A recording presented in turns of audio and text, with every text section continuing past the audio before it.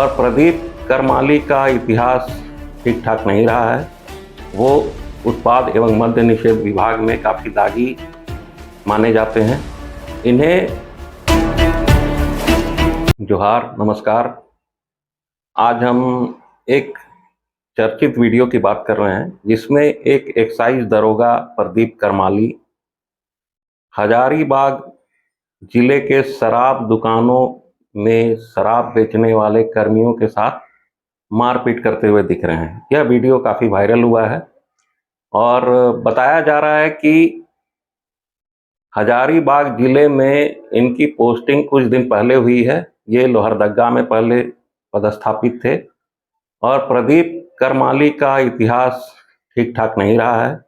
वो उत्पाद एवं मद्य निषेध विभाग में काफ़ी दागी माने जाते हैं।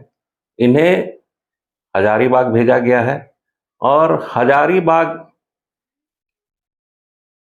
में ही एक और दागी अफसर की पोस्टिंग की गई है जिनका नाम अरविंद कुजूर है, जो बोकारो में थे और उनके निलंबन की जो फाइल थी उसको निलंबन नहीं करते हुए विभागीय मंत्री के दबाव में उनकी मनचाही पोस्टिंग कर दी गई।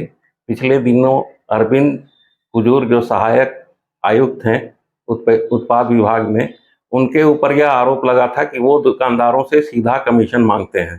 प्रदीप करमाली पर भी यही आरोप लगे हैं कि उन्होंने चरही, बरही, सिंगरावा, पांडेबाड़ा, ताजपुर चौपारण और चतरा मोड़ के सामने जो शराब दुकानें थी, 5-6 शराब दुकानें हैं, उनका निरीक्षण करने वो गए थे और दोपहर की यह घटना है।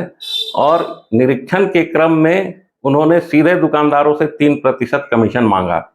उन्होंने दुकानदारों से कहा कि भैया आप लोग जो हैं शराब, मिलावटी शराब बेचते हैं, ओवर प्राइसिंग पे बेचते हैं, इसलिए टोटल जो सेल होता है, एक दिन का सेल होता है, उसमें मुझे 3% कमीशन चाहिए, जो मुझे ऊपर देना पड़ता है, अधिकारियों को देना पड़ता है और कई जगहों पर देना पड़ता है। बताते चलें कि हाल ही में स्वर्गीय जगन्नाथ महतो की पत्नी बेबी देवी को उत्पाद विभाग का मंत्री बनाया गया है, लेकिन उत्पाद विभाग में एक ऐसे शख्स हैं जिनका नाम सुधीर महतो है।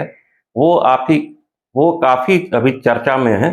कहा जाता है कि सारा सेटिंग गेटिंग अभी वही कर रहे हैं और मंत्री के एक खास जो कहा जाए रिश्तेदार उनके साथ हैं।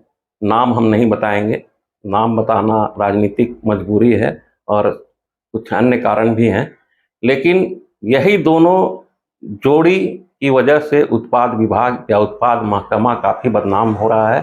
और विभागीय मंत्री जो हैं बेबी देवी, उनको ज्वाइन किए हुए अभी 1 महीने भी नहीं हुए हैं।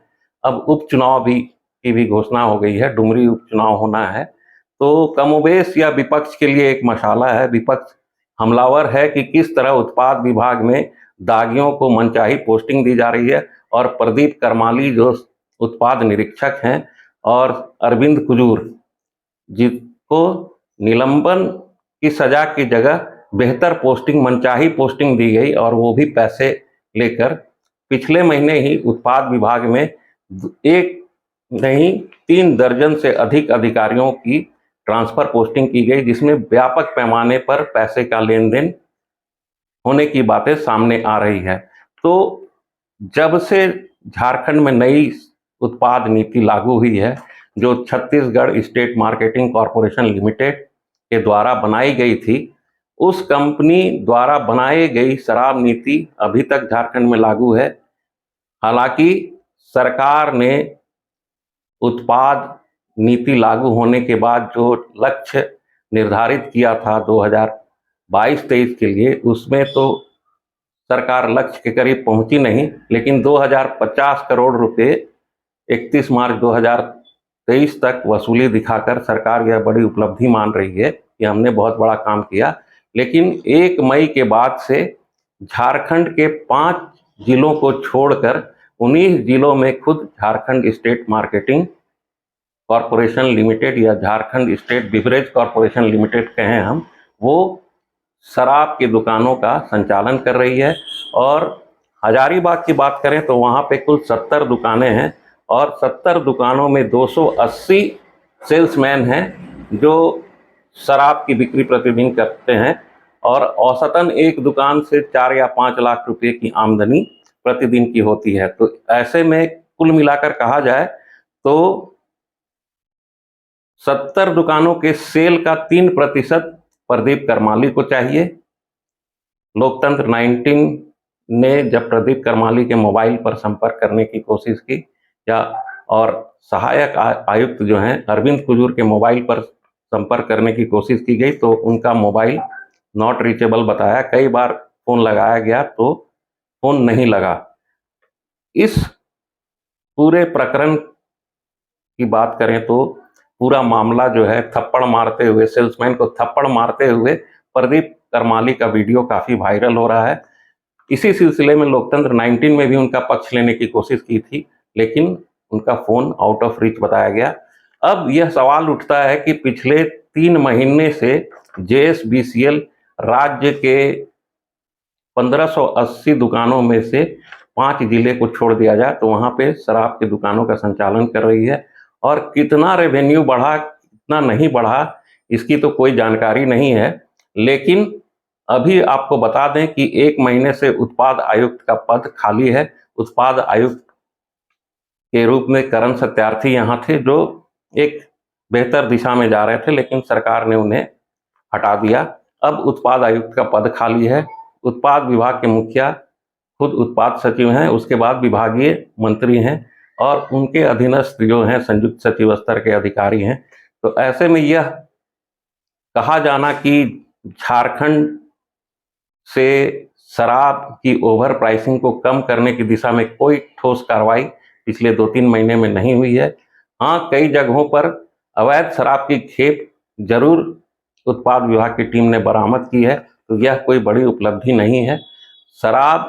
अवैध शराब का जो सारा खेल है बरही, चौपारण और कोडरमा, यानी कि हजारीबाग जिला, चतरा जिला और कोडरमा, इन तीनों जिलों से होते हुए बिहार जा रहा है। अवैध शराब की खेप बिहार तक पहुंच रही है।